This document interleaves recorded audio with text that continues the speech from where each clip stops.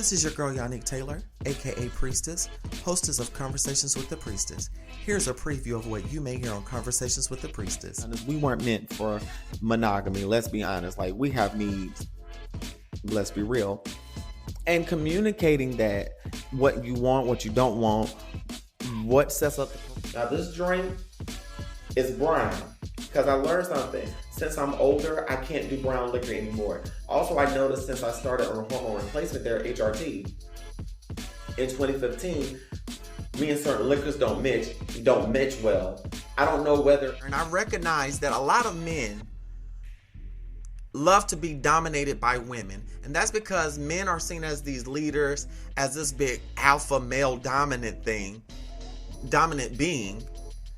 And because they're put on this pedestal of being leaders, sometimes they want to be submissive.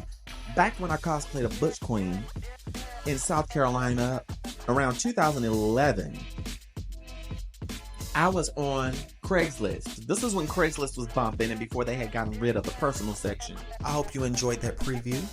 Join me on Wednesdays at 9 p.m. for Priestess After Dark. Full video versions of the podcast can be found on patreon.com/CWT Priestess, and join me on Fridays at noon for our regular Friday post. Live, love, and be free. Smooches. Available on Spotify, Apple Podcasts, YouTube, anywhere you download and stream podcasts. This is another edition of Conversations with the Priestess with your host, the Priestess Yanique Taylor. Sit back, relax, as we talk about matters of the heart. Thank you for tuning in. Let's rock and roll.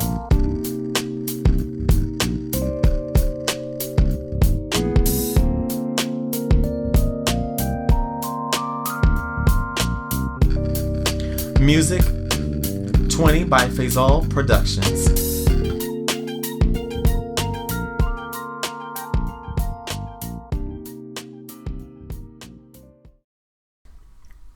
So I'm going to jump right into it. Again, y'all, thank y'all for tuning in to this edition of Conversations with the Priestess.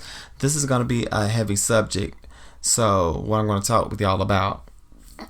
So here lately, I have really been examining my love life. I have been examining what I'm doing right and what I'm doing wrong as it pertains to me dating, me being a trans woman, me being all these different things and the different hats that I wear in dating. And it's becoming a challenge in dating for real. Like, it's becoming a real challenge. And for me, with this challenge comes frustration. Since after my birthday, I went through re-examining a situationship that I was in. And it was a lot to deal with. It really was a lot to deal with. But I'm making it through. I'm progressing. I'm okay. So I started to get back in the dating game as a result. And as a result, getting back into the dating game, it's been frustrating as hell.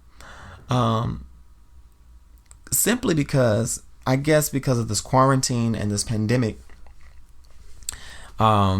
which people are not following, I feel that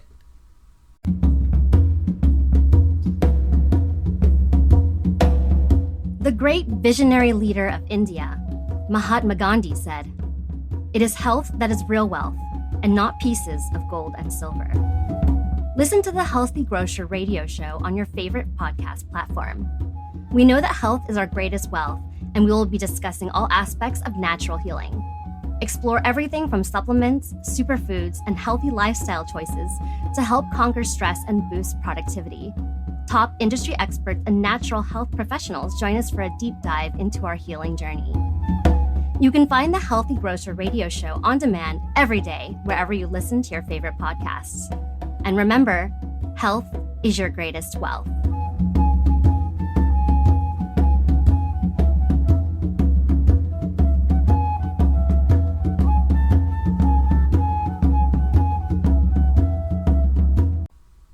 It is like, in the sense that now all people are really looking for is a cuddle buddy or a fuck buddy or friends with benefits.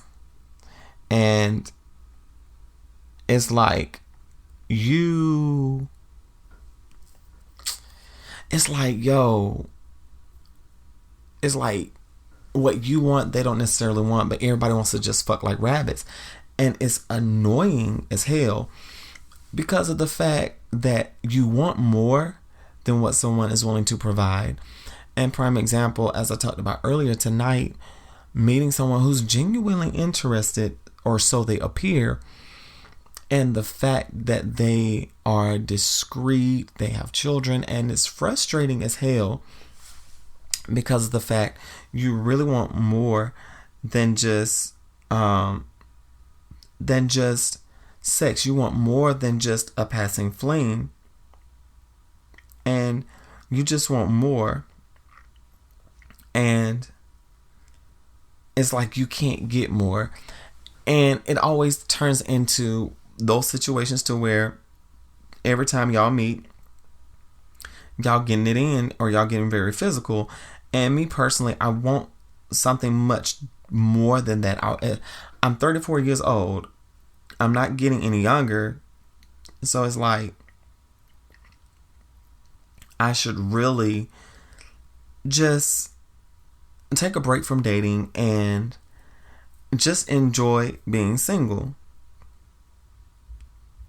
And that's just where I'm at. You know, that's just where I'm at. And one thing that I've also decided to do is go celibate.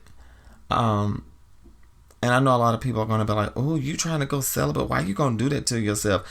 Just have fun having sex. Just have fun, use like getting your rocks off. Yeah, that's all fine and dandy.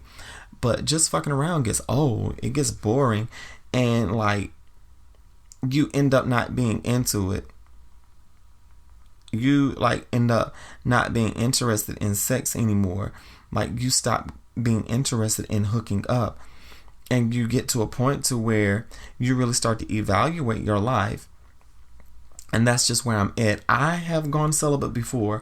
When I broke up with my ex, my ex-B, in 2015, and us fucking around for basically that whole time. So it's like, And after that breakup, I ended up going celibate for a few months. Now, granted, it was difficult. And my friend says, you were an evil bitch when you went celibate. You were mean as hell. And I probably was mean as hell. I mean, hell, I'm mean anyway, when I don't have a good release. And I think one of the things is, yes, I do enjoy sex, but at the same token, I'm tired of having sex without meaning. I'm tired of connecting with people in that aspect and it means nothing. Like, it gets very lonesome. It gets rather bothersome. And sometimes it does get lonely when you're searching for that perfect mate and it's like everybody else has what you have. And it's like, I'm putting myself in a place now to where I want to be able to, I really want to be able to look at other couples and be like, oh, that's cute, and not feel like I'm missing something in my life. Not only that, I'm in a process of healing from an ex from 5 years ago, of stuff that I compartmentalized and that I just put away in the back of my mind like it never happened, or I've tried releasing it, but it just becomes tedious. So, like, and it's jacked up. It's fucked up when you're dealing with baggage. And I'm like, I don't want to date anyone and I have baggage. And it's unfair to them and unfair for me, and unfair to them, rather, for me to put my baggage on them when they have nothing to do with the baggage in the first place. So that is where I'm at right now. And I really sat down and thought about this today, like, for real. Like, I really sat down and thought about this. And yeah, I need to do something different. I need to go a different way with this.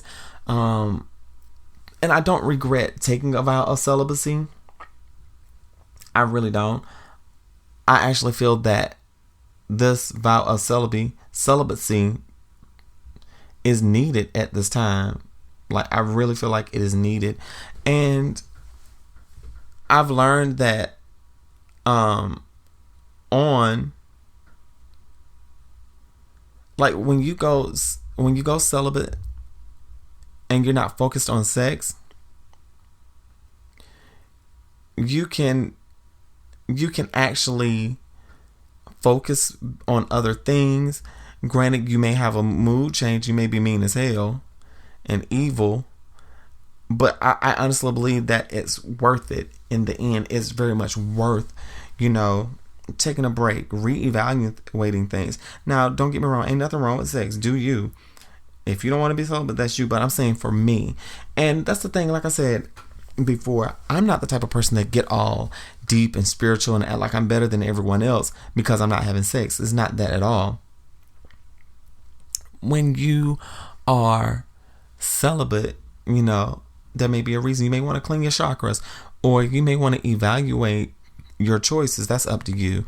Like a friend and I were talking, and they was talking about they were taking a break from sex because they've been doing a lot, and I get it. And I'm like, well, honey, I'm here for you. I got you. I'm here to support you all the way, because we both have certain things going on that we're planning to collaborate on and do. So, and I'm like this, if I have to, have to go to the distance to where I am like looking at other alternatives, i.e. toys, stuff like that, to kind of hold me together, so be it, but yeah, I think celibacy is going to work. Celibacy is going to work for me, at least for an extended period of time. So there you have it.